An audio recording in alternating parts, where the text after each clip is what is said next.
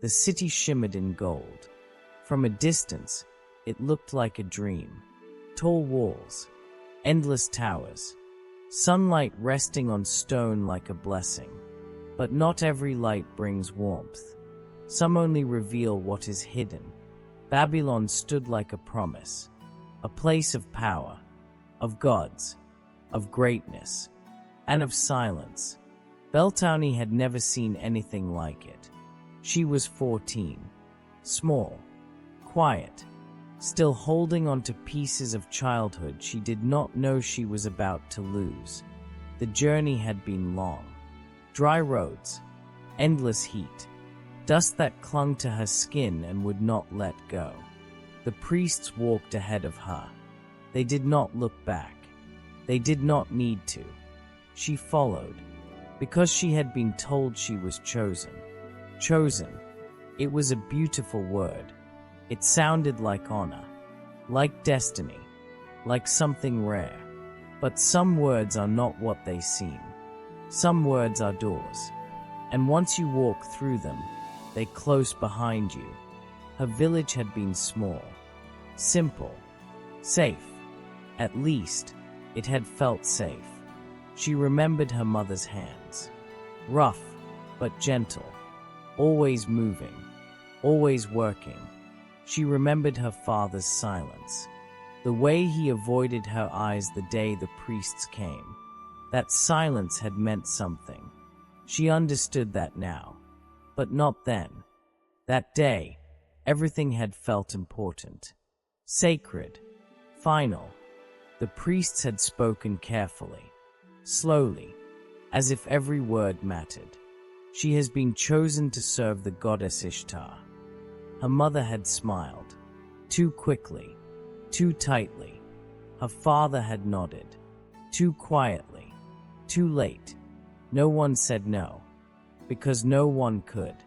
In Babylon, the gods did not ask. They took. Beltane had believed them. She had believed in the honor. She had believed in the temple. She had believed in the stories. Stories of music, of beauty, of women dressed in gold, dancing in sacred halls. She imagined laughter. She imagined light. She imagined belonging. She did not imagine fear. The city gates rose before her now. Massive, silent, unmoving. They did not welcome. They watched. The guards stepped aside as the priests approached. No questions. No delay. Everything had already been decided. Beltane stepped inside, and something shifted. The air felt different, heavier, like it carried something unseen, something that did not want to be named. The streets were alive. Merchants shouted. Coins clinked.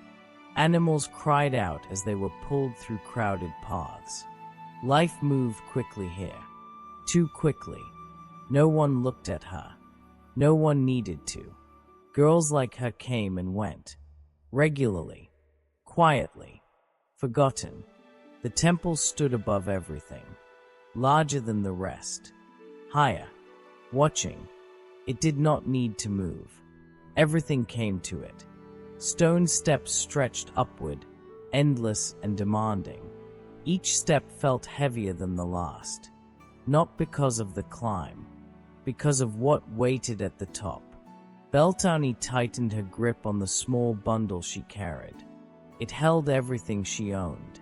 It was not much, but it was hers. For now, the doors of the temple opened slowly.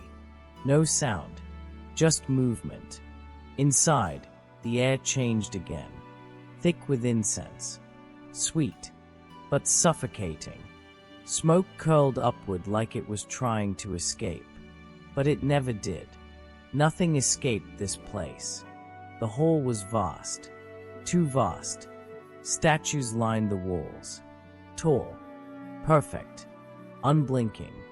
The goddess Ishtar stood among them, beautiful, powerful, cold.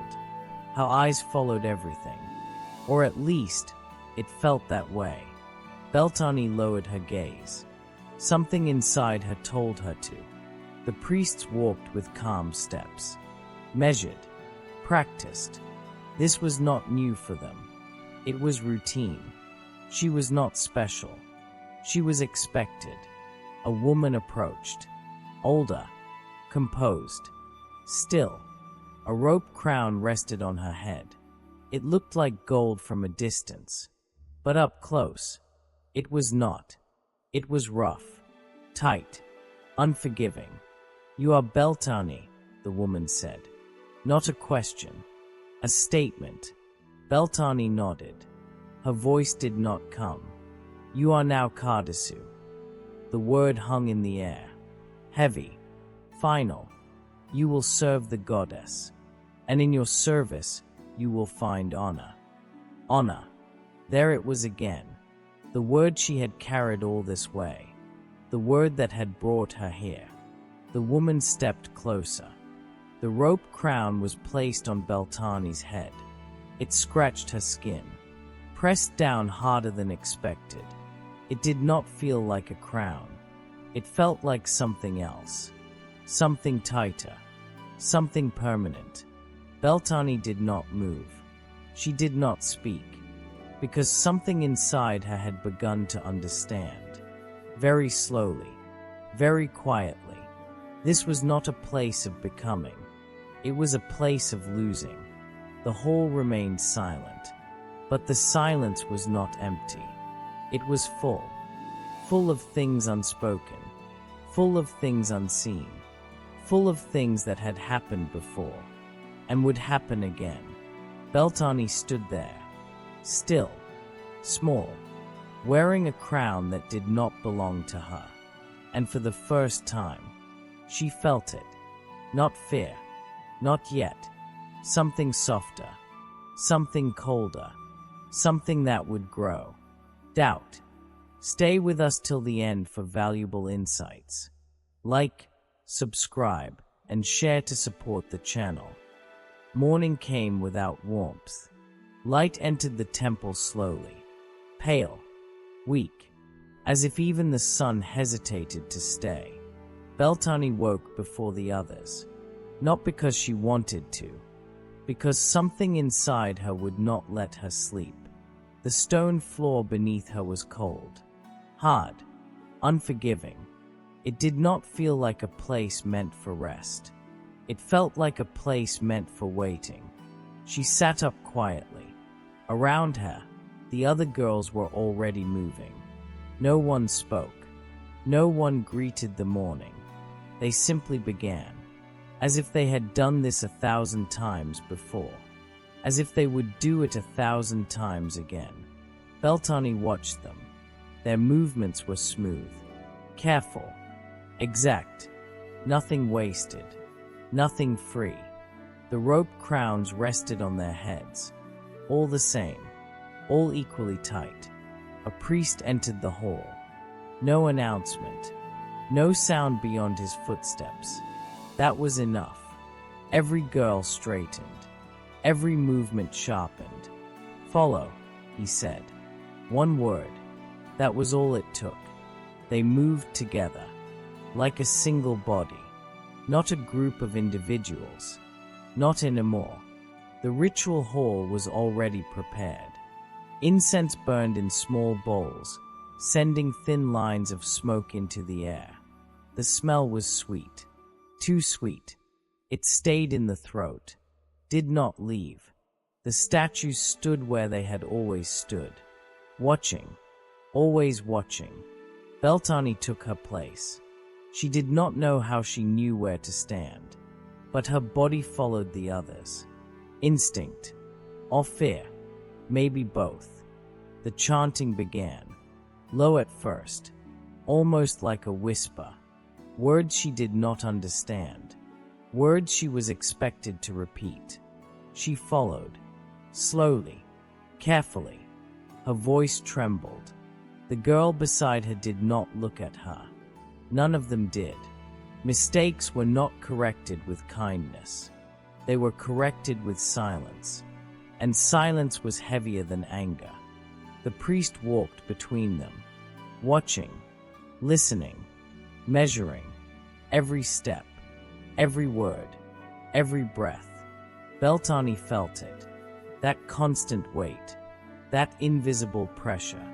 It was not shouted, it was not forced, it was expected. An expectation was enough. Again, the priest said. They repeated the chant, louder this time, stronger, more certain, even if they were not. Beltane's lips moved faster now, not because she understood, because she did not want to be seen. Seen meant noticed. Noticed meant corrected. Corrected meant something worse.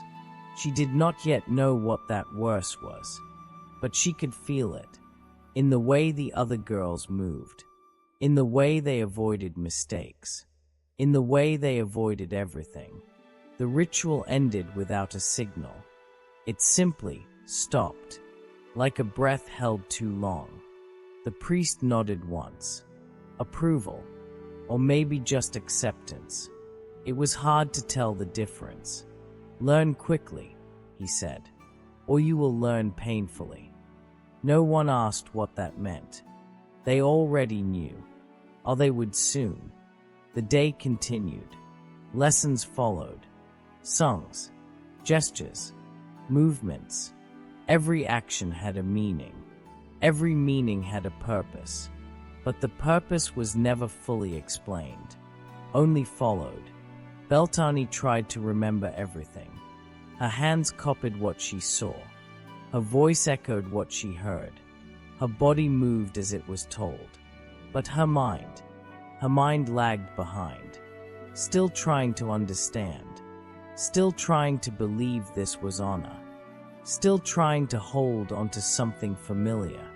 By midday, her body ached, not from pain, from control. Every movement required effort. Every breath felt watched, even when no one was looking, because someone always was, or it felt that way. The older girls moved differently. They did not hesitate. They did not question. They did not think. They simply performed, perfectly. But something was missing. Something small. Something important. Life. Their eyes were empty. Not dead. Just quiet. Too quiet. As if something inside them had been turned down. Or taken away. Beltane noticed it. And once she noticed it, she could not stop seeing it. Later, they were taken to another part of the temple. Deeper. Quieter. The walls felt closer here. The air heavier. The priest spoke again. Men will come. A pause. Offerings will be given. Another pause. You will serve. Simple words. Clear, but not complete. Beltane frowned slightly. Serve how? Serve what? No one asked. No one needed to. The older girls already understood. She could see it. In their shoulders. In the way they stood. In the way they did not look at each other. One girl's hand trembled. Just slightly. Then it stopped. Controlled. Hidden. Gone. Watch, the priest said. That was all. Just watch. And she did. Men entered later that day. Not many. Just enough. They carried small bags. Coins. Grain. Offerings. Their eyes moved across the room. Slowly. Choosing. Beltane felt it again. That shift. That quiet change in the air. The rituals were repeated. The gestures. The chants. Everything looked the same. But it was not. Something underneath had changed. Something she could not yet name. The older girls stepped forward when called. One by one. Calm. Silent. Prepared. They disappeared behind curtains. And did not return for a long time. Too long. Beltane's chest tightened. Not from understanding. From instinct. Something was wrong. Very wrong. But no one said it. No one showed it. Because here, truth was not spoken. It was performed. The day ended slowly, without closure, without explanation. The girls returned to their resting place. Silence followed them, stayed with them. Beltane lay down again on the cold stone. Her body was tired, but her mind was awake. Too awake. She listened. At first, nothing. Then, faint sounds. Distant. Soft. Some sounded like prayer. Some did not. And for a moment, she could not tell the difference. Her fingers touched the rope crown. Still there. Still tight. Still unfamiliar. She closed her eyes. But sleep did not come easily. Because something had changed. Not outside. Inside. A small crack. A quiet shift. A realization that had not fully formed. But was coming. Slowly. Unstoppable. This place was not teaching devotion. It was teaching something else. Something deeper. Something colder. It was teaching silence. The days began to blur. Morning. Ritual. Silence. Night. Again. And again. And again. Time did not move forward in the temple.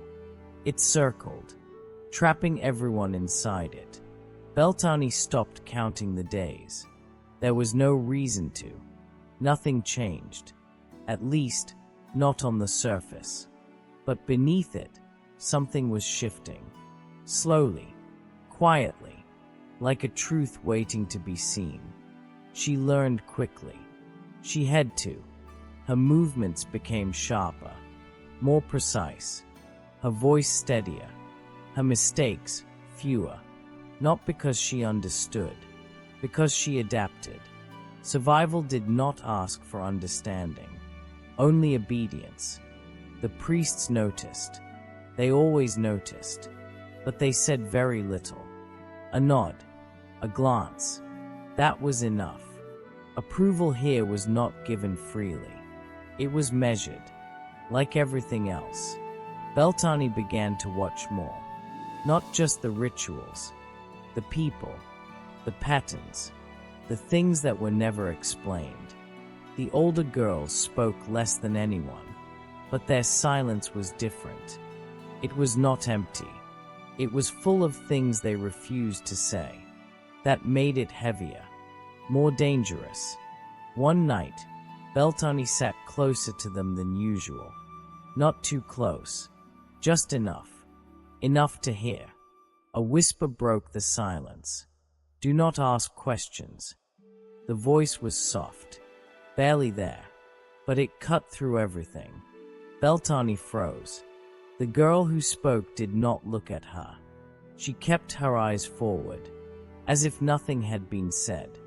Questions make it worse, the voice continued. A pause. Understanding does not help. Beltane's throat tightened. She wanted to ask why, but she already knew she shouldn't. So she stayed quiet, like she was being taught, like she was becoming. The whisper faded, and silence returned, stronger than before. That night, Beltane did not sleep. She listened, carefully, patiently. The temple was never truly quiet. There were always sounds. Footsteps in distant halls, soft murmurs behind closed doors, faint echoes that traveled through stone. Some were easy to understand, others were not, but all of them meant something. She began to notice patterns. When the priests walked, when the doors opened, when the curtains moved, when the girls disappeared. Yes, disappeared. That was the word. Not chosen, not sent, not honored. Gone. At first, it was subtle. A missing face, a space in the line, an empty place on the floor. No one spoke of it. No one reacted. The rituals continued, unchanged, as if nothing had happened. But Beltane saw it, and once she saw it, she could not unsee it. One girl vanished after a night ritual, another after being called to the inner chamber, another simply did not return from where she had been taken. No explanation, no mention, no memory. It was as if they had never existed. But Beltane remembered. That was the problem. She remembered. The next morning, she looked at the clay tablets for the first time. Really looked. They were held by the priests, carried everywhere, written on constantly. Names, numbers, records, every visit, every offering, every action. Everything was written. Everything was preserved. Except the truth. She watched as a priest carefully marked a line. Precise, cold, final. There was no hesitation, no emotion, just recording.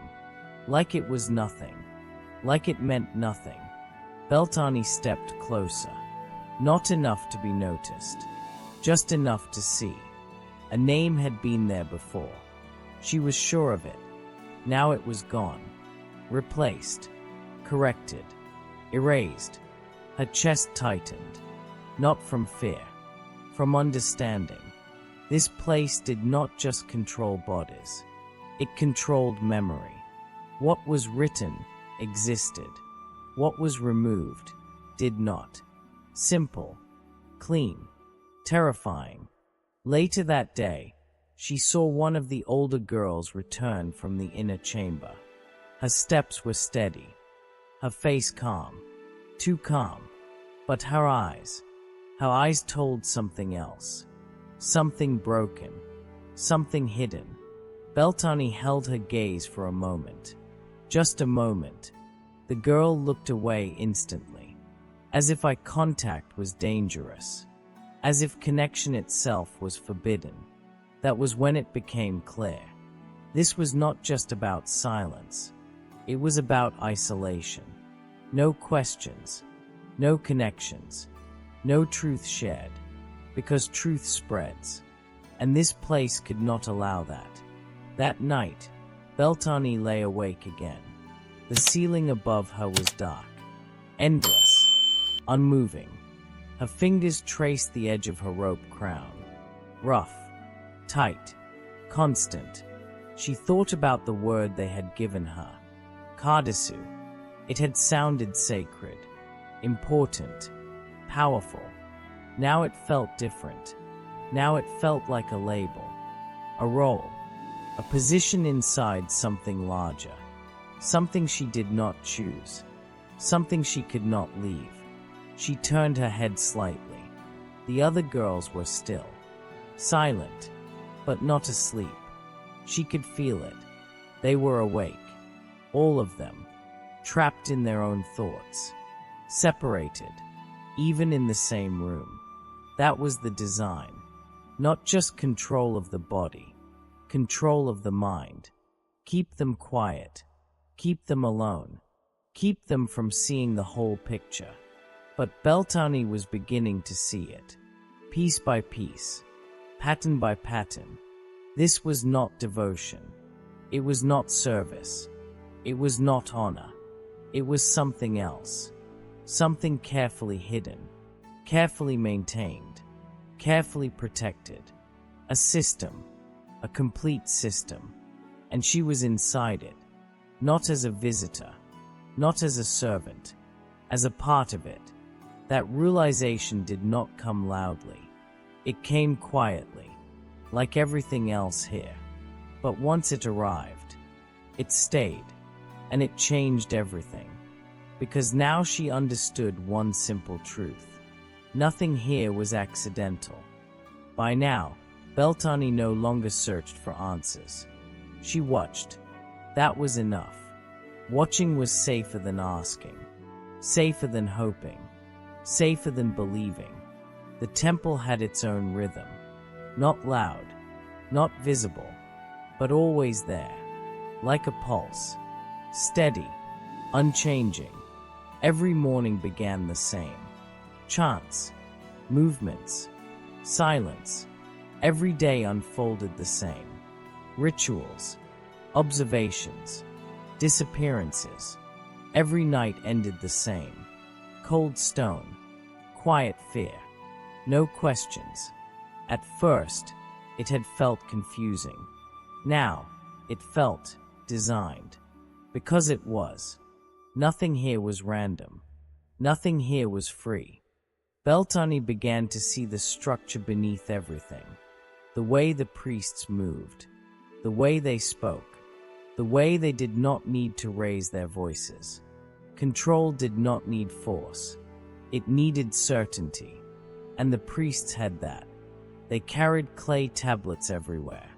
Always writing. Always recording. Every visit. Every offering. Every interaction. Each mark was clean. Sharp.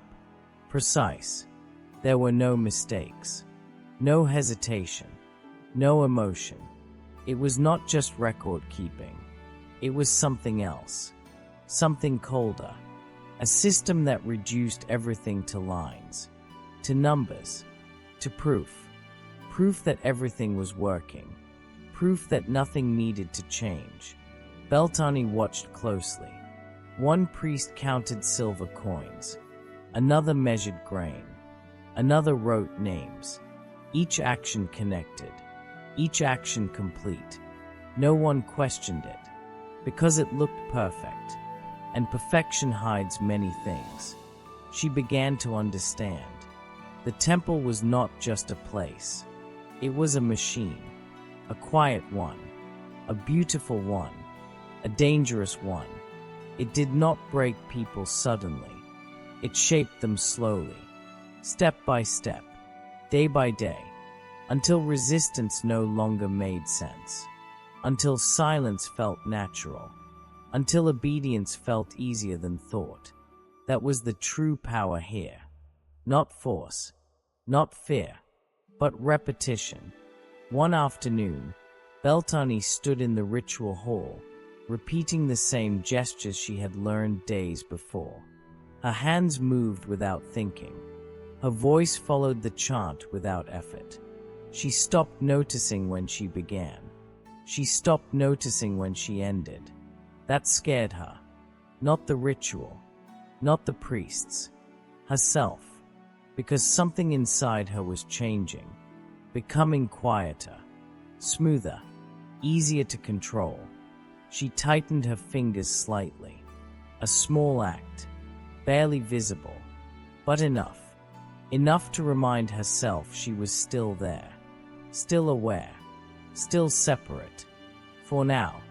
Later, she noticed something else. Something smaller. But just as important.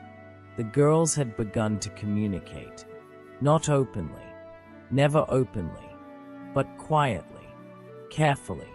A glance held for half a second longer than needed. A hand movement slightly different from the ritual. A pause in a chant. Tiny things. Almost invisible. But real. Beltane saw it. And slowly, she understood it. This was resistance. Not loud. Not dangerous. But present. It was not meant to break the system. It was meant to survive it. That changed something in her. Not hope. Not yet. But awareness. She was not alone. They were all trapped. But they were also watching each other. Learning from each other. Protecting something small. Something fragile. Something human. That night, a girl sat beside her. Closer than usual. Not touching. But near enough to speak. Very softly. "They count everything," the girl whispered. Beltane did not respond. She did not look at her. She simply listened. "They record everything," the voice continued. A pause. "Except what matters." Beltane's breath slowed. Careful. Controlled. "What matters?" she whispered back. The words felt dangerous, even in silence. even in darkness. Another pause, longer this time. Then, us. The word stayed there, heavy, unmovable. The girl shifted slightly. "Remember that," she said. Then she moved away. Just like that. No name, no connection, no trace. But the message remained. Beltane lay back slowly, her eyes open, her mind moving. Faster now. Sharper. The system was complete. Carefully built. Carefully maintained. It controlled bodies. Controlled actions. Controlled voices. But it could not control everything. Not yet. Not fully. Because something still existed beneath it. Something not written on clay tablets. Something not measured. Something not owned. Memory. Understanding. Awareness. Small things.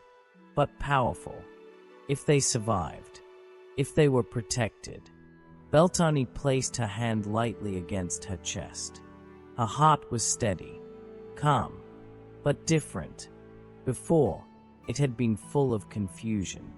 Then fear. Now, it was becoming something else. Focused. She began to see the weaknesses. Not large ones.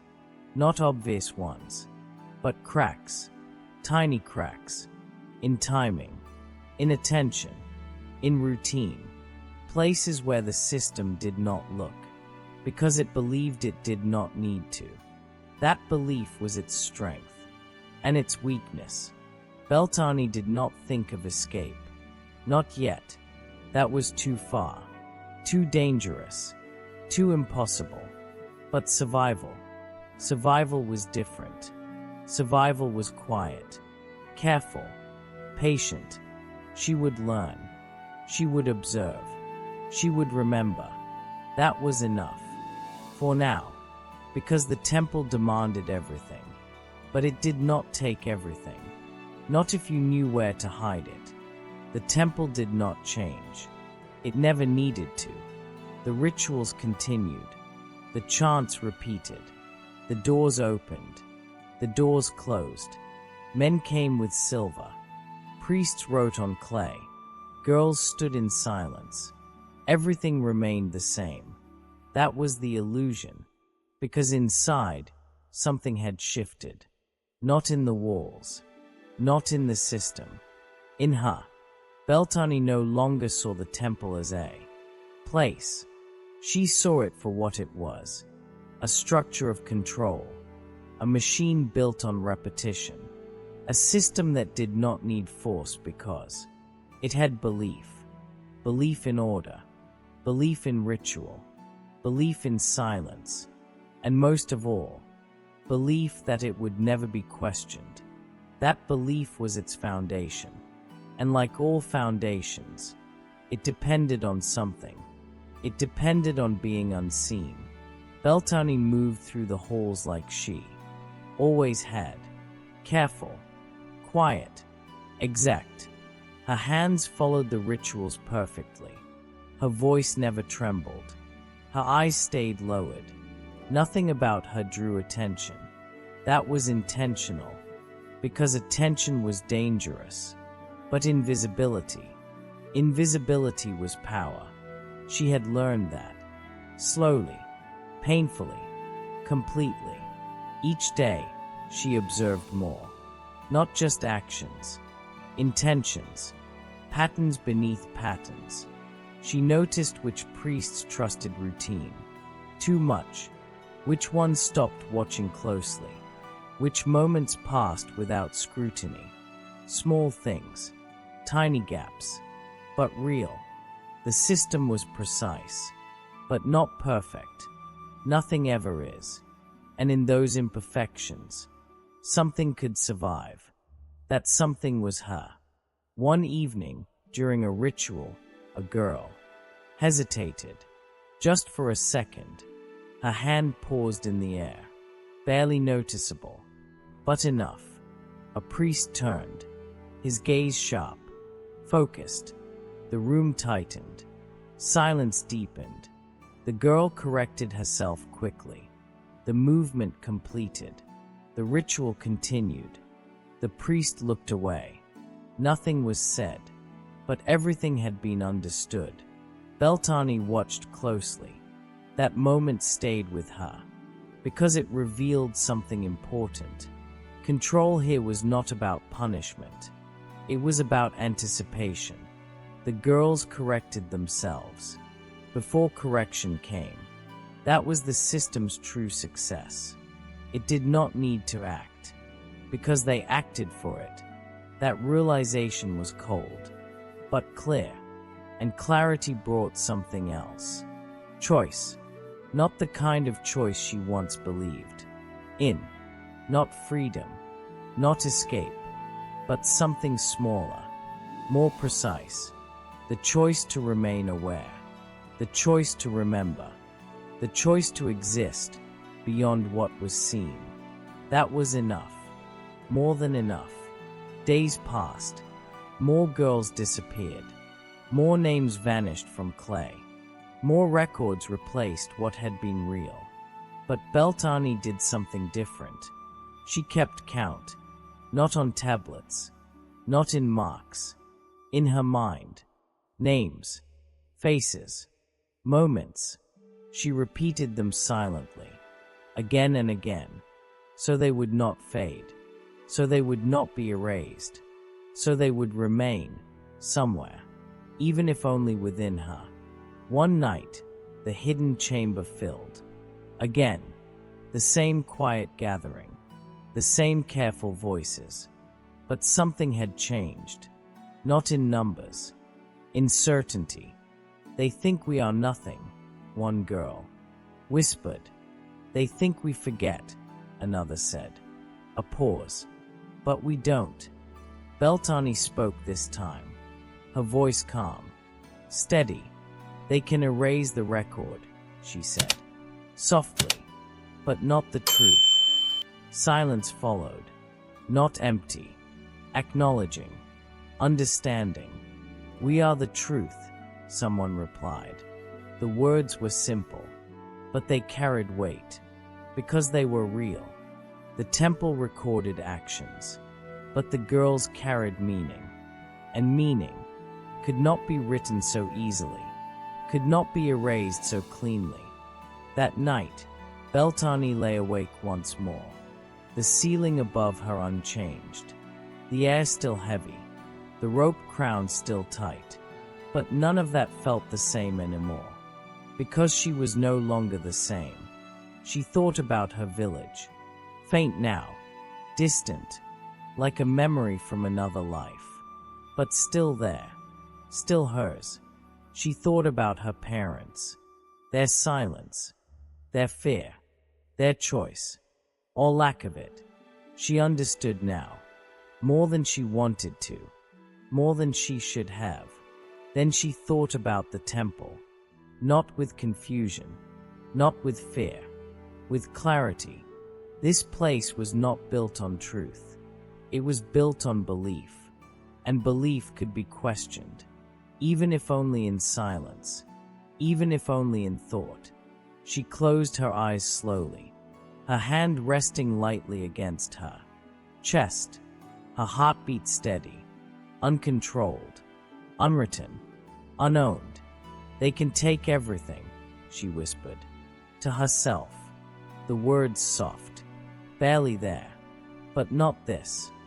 Her fingers pressed slightly, a small gesture, a quiet claim, because in the end, that was all that remained. Not freedom, not escape, not justice, something smaller, but stronger, the refusal to disappear, the refusal to forget, the refusal to become nothing. Morning came again, like it always did. Cold light, silent halls, endless routine. Beltane rose with the others, moved with the others, spoke with the others. Nothing about her stood out. Nothing about her changed. That was the final truth. Survival here was not about breaking the system. It was about enduring it, outlasting it, holding on to something it could not reach, something it could not touch, something it could not even see. And in that unseen space, she remained, not as a name on clay, not as a role, not as a possession, but as something else, something the temple could never fully claim, a memory, a witness, a truth carried forward, quietly, silently, but forever. If you enjoy dark untold history, subscribe because we uncover what others won't.